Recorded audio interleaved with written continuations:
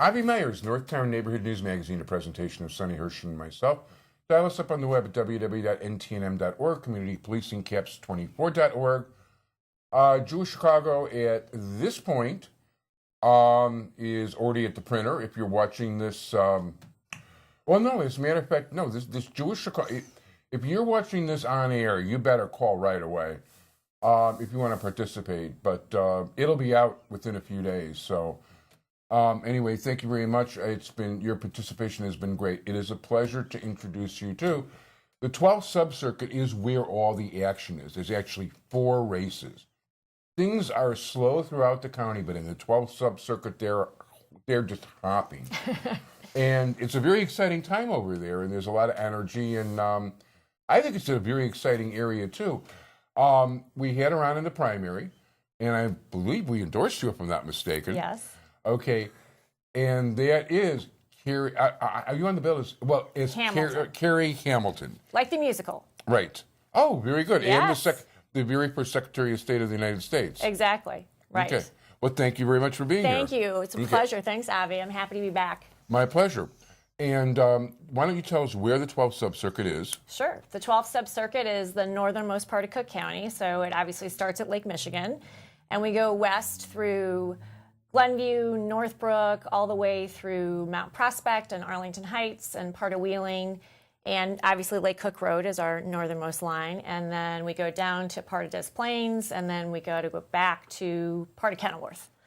And it zigzags in a very Cook County sort of way on the southern border. Cook County way is exactly the way to put it.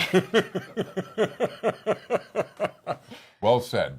Well said, Your Honor. Oh, you are a judge right now. I've been sitting since last July. Congratulations. Thank you very much. It's been great. So what court are you in now? So I'm at Daly Center, and I'm in traffic, so they start everybody there. Right. And I will be there through the general election is my general understanding. Yeah. So, yeah, it's been great. I mean, I see on average about 100 people a day, obviously sometimes less and sometimes more, and I've learned a ton. It's a great place to start as a new judge. It's been wonderful. Yeah, I've actually been there on a few occasions, but not for the right reasons. You don't have to say anything more, Abby.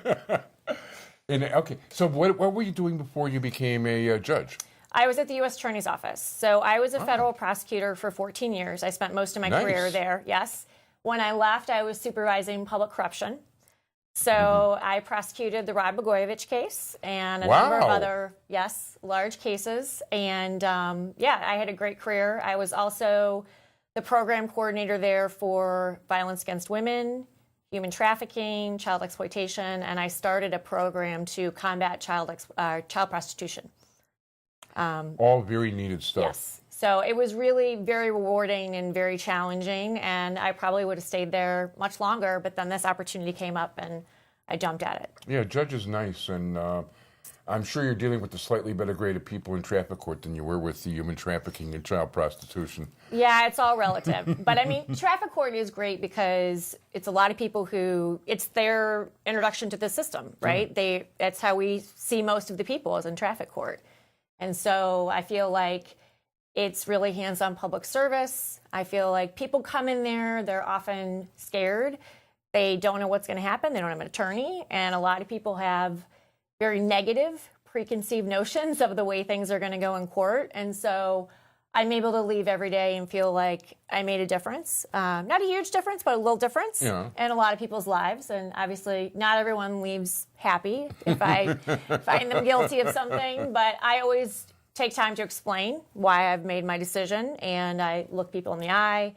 I use their name and try to at least make it, even if it's very brief, as personal as possible.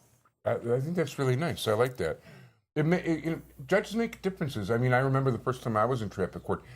I was in shock the way people were dressed.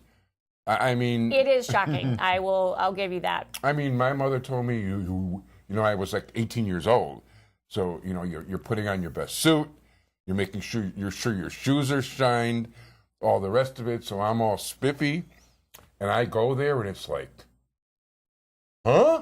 I know. It is pretty shocking, especially, I mean, I spent so much time in federal court, which is, extremely rigid and very formal. And I still, like I said, I always make eye contact, right? Yeah. I'm not just looking down writing, so I always look up. And by the way, she is making eye contact with you right now, much better than most people do. I Especially learned running for last time. office. I think last time I wasn't looking at the camera. But sometimes I just have to jot down what people, like funny T-shirts, because when you see 150 people a day, you think you're going to remember, and then you forget. And I had one day just in the 9 o'clock call where I think I saw like 70 people. And I had one woman wearing a T-shirt that said, "News bulletin, ... I don't care."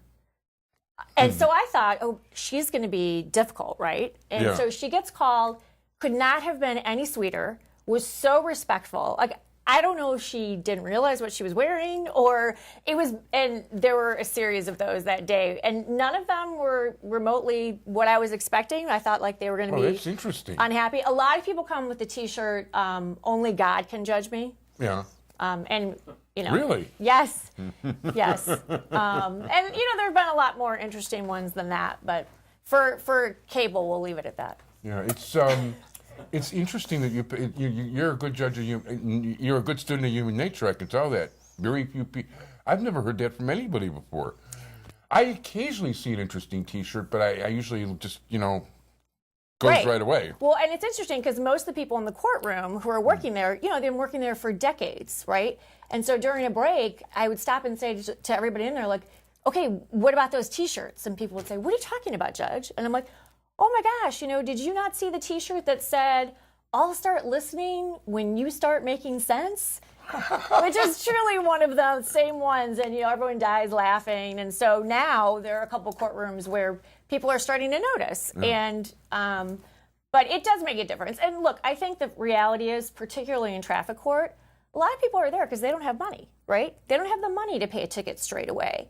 And so, you know, people will say, "Well, don't you say something when someone comes in with a disrespectful T-shirt?" And I think, no. Like, I'm glad that they made it to court on time, right? None of them were remotely disrespectful to me or the courtroom staff. It would be different, right, if someone came up with an attitude and was rude to the clerk or something like that. But a lot of times I think, like, these people are struggling to even make it to court on time, right? The last thing I'm going to do is actually judge them because of what they're wearing. Like, I may find humor in it in the course of this is supposed to be a courtroom, but, you know, part of the reason it's different than other courtrooms is you're just dealing with hundreds of people, most of whom don't have money. Yeah, you know, it's funny because usually when I'm not working, and especially with the internet, and you have to meet as many people. I don't have to meet as many people as I used to. I wear what my mother used to call polo shirts, which are basically colored T-shirts with the design on them. I will not wear somebody's advertising. I just won't. You know, if they want to charge me $1 to say Coca-Cola, I'm not a billboard for somebody.